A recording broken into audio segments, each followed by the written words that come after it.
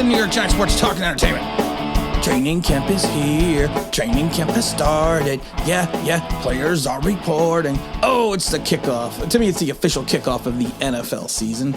And the Giants players are all reporting to camp today. And I wanted to talk about a couple things. I want to talk about the Joe Judge interview. I want to talk about 3 players that should be intriguing to watch this camp. And players that all Giant fans should probably keep an eye on. I did want to thank the Bad Dog for allowing me to come on his show yesterday. It was a lot of fun. I was going to tell everyone to go subscribe to his channel, but who doesn't subscribe to the Bad Dog's channel already? But I do appreciate him having on. It was always a good time.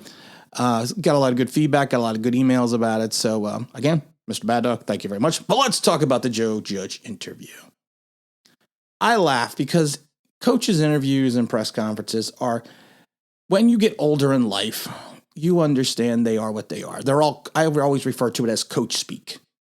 You're not going to get as many off the cuff remarks that you used to get back in the 90s and the 80s and somewhat in the early 2000s. It's almost all pre-planned. Most of these coaches now are media savvy, so they know what to say and what not to say. And I know Giant fans and all fans around the league get pumped up about these interviews because they get so excited when they hear the coach say these things. But as you get older, you're going to realize they all say the same thing. There's really nothing different that they're going to say and what they're not going to say. He was talking about Saquon Barkley. He says, we're thinking long-term with Saquon. Long-term this season, long-term in his career, Joe Judge said. And we're taking care of him as an individual. This is going to help our team long-term as well. We're going to make sure that we get him out there. We can keep him out there. Yeah, of course. No duh. What do fans want to hear? We're going to just throw him out there. We've got to make sure we do the best thing for him as we're going along the way and make sure we make decisions based on his body and not artificial anticipated timelines. When we get ready to go, that is when he's going to go and be out there. AKA, we're going to put him out there when he's ready. We don't know what his situation is going to be until we get him on the field. You can see all the videos in the world of him working out. But there's a difference between football workouts and actually playing the game. And I think a lot of people, and I think there's a lot of people out there, of course, who never played the game, so they don't understand. That's like I've always said, there's a difference between being injured and being hurt. There's a huge difference. And it's the same thing between football practice drills and actually playing in the game. So he's basically just saying, and I'm going to break down the coaches speak for you. He's basically just saying, we're going to put him out there when he's ready.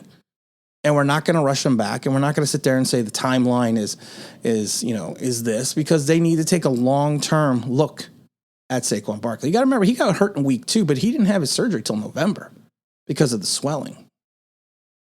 And you got a lot invested in this 24-year-old, so you can't sit there and just put him out there. Joe Judge also brought up the fact that the offensive line. I'm confident in the way we work and ultimately what's going to help us improve. In terms of how our players work, I'm confident in the commitment to the process and what they're going to do to improve. And that's in regards to the offensive line, AKA, we got what we got. If you want me to let me break down the coaches speak again. We have who we have in camp. We're probably not bringing anyone in. And that's it. And we have to hope and pray that it all works out. It reminds me of Nuke LaLoosh in Bull Durham when Crash Davis is teaching him his interview skills. And he's like, well, this is all kind of boring. He goes, because he's teaching him, you got to learn your cliches. You got to take them one day at a time. I'm just here to help the ball club. And that's what he's got to say about the players. He's going to say, Rob Sale, who's the incoming offensive line coach, is going to do the best job that he can. We're going to hope that what he's doing makes the team better. And we're going to kind of go from there. So with the start of training camp, though, I was thinking of a couple guys that I had on my radar that I was thinking, we probably want to keep a look at. We want to take a look at. We want to watch. Now, the first guy I'm thinking of right off the bat is Danny Shelton. He has the inevitable task of replacing Darwin Tomlin, who, of course, signed with the Vikings.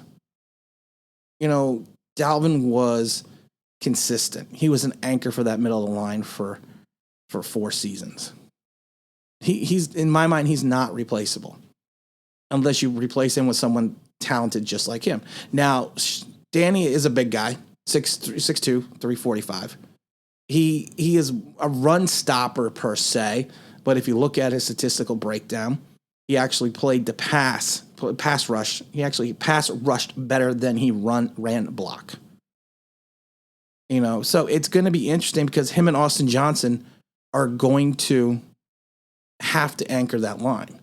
Now, if you look at Danny, he's 27 years old, but he's already been with the Browns, the Patriots, and the Lions, and now the Giants. So this is his fourth team, and he's 27.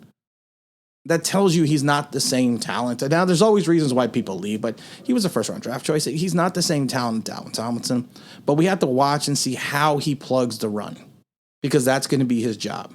The thing with Darwin Tomlinson was he gained a lot of double teams on the inside, which allowed Leonard Williams to be freed up to rush the passer or to pick up the sack. So he's a guy we got to watch. Mr. Tony, our first round draft choice. He's going to be interesting because the fact that, he's a first round draft choice. So of course he's going to be interesting to watch. But the fact that, like I said, he had kind of a weird mini camp. A lot of people were upset with him because he got out early because of a personal reason, and then his shoes didn't fit. And some people are calling him a bust already. Now he's on the COVID, he's on the COVID list. And I've said it before. He's not a plug and play guy. He's projected talent. And I got blasted last year when I said the Giants draft was a C+ because the majority of the draft was projected talent, not immediate talent. And we needed immediate talent. And even Bad Dog said it yesterday. When you see your first round pick, you automatically think he's going to play, that he's going to be a part of the organization, a part of the team. And even with Tony's unique skill set, it's going to be interesting to try to find a role for him in the offense. He's going to be on the outside. He's going to be in the slot. He's going to be lined up in motion. He's going to do some jet sweeps. There's going to be some gadget plays for him, because like I said, he was a quarterback in high school. So, but he's got to get on the field and he's got to stay on the field. And I think that's going to be the most interesting thing about him is can he get on the field? Can he stay on the field? And can he contribute? The other guy I'm looking at this season, because of the fact is my old buddy Matt from Connecticut, the 6'7", 318-pound tackle. Raw is not the word for him. And I love it now because when he came out of Connecticut, a lot of Giant fans are like, he's going to plug right in. He's a plug and play. And I kept saying, no, he's raw. He's a raw talent out of Connecticut. And he ended up playing just 150 snaps as a rookie, and mostly at right tackle. And Joe Judge kind of used him in a rotational system. Now, he didn't allow a sack in his first 8 games, and then after he came off the COVID list, his performance kind of dropped in the final 3. But he's a guy that is going to have to start making a progression because we need a right tackle. And I said this before, coming out of Connecticut, very raw player, a guy that would probably take 2 to 3 years to build up the talent level to turn around and be successful in this league. And I think that's what he's doing. He's bulked up. And now I find it interesting that he's bulked up again. Now he's on the PUP list because of a back injury. And I've said this a million times. I worry about players, especially offensive linemen, young offensive linemen who have back injuries or have back issues. Because they usually consistently have back issues throughout the majority of their career. So we have to hope that, he's okay. We have to hope that he has the ability to start filling in that right tackle position, because I think he needs to play more than 150 snaps. Now, a lot of people don't know that he only played 150 snaps last year. But people will tell you how wonderful he looked. Yeah, I remember the game in Philadelphia, and I've said a million times where both him and Andrew Thomas missed and almost got Daniel Jones killed because they almost sandwiched him. Luckily, he got the ball off. The last player I'm thinking of course, is going to be Lorenzo Carter, the lanky linebacker out of Georgia. Interesting player. I like the pick. He's only got a total of 8.5 sacks in his first 2 years over 30 games, 14 starts. He's averaging 44 tackles. In 5 games in 2020, he only had 1 sack and 15 tackles before he went down with injury. And I know a lot of people saw him play, the scrimmages. I was like, oh, look at him. He's awesome. Well, you're also playing against guys you go up against every single day. It's not until you have the ability to go out and play against someone else can you really see what your talent level is. And he kind of showed that he was the same player he was the first couple of years of his season, his career. Now he's coming off the ruptured Achilles tendon, and that the knee injuries to me, especially ACL injuries, are not as bad as they used to be. They can be repaired. They can make you better than you were. They can make you stronger than you were. The Achilles injury, though, that you have to be careful about. You have to be careful about coming back too soon, and there's really no way to clearly define if you are 100% healthy from an Achilles injury like there is when you're coming back from an ACL. I've never had an Achilles injury. I have pulled my Achilles tendon, but I've never had an Achilles injury. But I've had the ACL injury, so I know that, and I know people that have torn their Achilles tendon, and it's just not an injury that you will completely know what your capabilities are till you get out in the field. Now, he's a guy that we may have to rely on because you got Ojulari. You have to hope that O'Shane Ximines can do something and kind of go from there. But I think that we need to look at what we can do with Carter, because I also have a feeling that Carter may not be on the team. He may get cut. And honestly, and that I'm not saying that in a bad way, but it's potentially he could lose out to one of the young linebackers. I just said I was only doing 3 players, but I want to do one more, and it's Will Hernandez. 2nd round pick, 2018, hasn't been consistent through his career, and that's being nice. He was benched for Shane Lemieux. He's also benched for COVID. He battled COVID.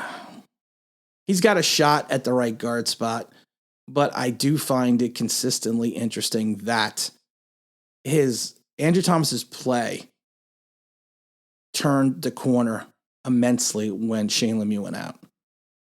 Not Shane Lemieux, excuse me, when Shane Lemieux came in and Will Hernandez went out. And I've mentioned this before.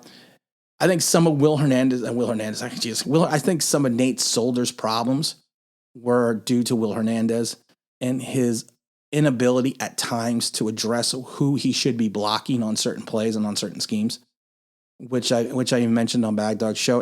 It left his tackle out to dry a couple times because there were some times, especially in his rookie season in his second year with Nate, that Hernandez blocked to the inside and left not only the outside pass rush go around Nate, but also had an interior lineman that Nate had to choose who to pick, who to block.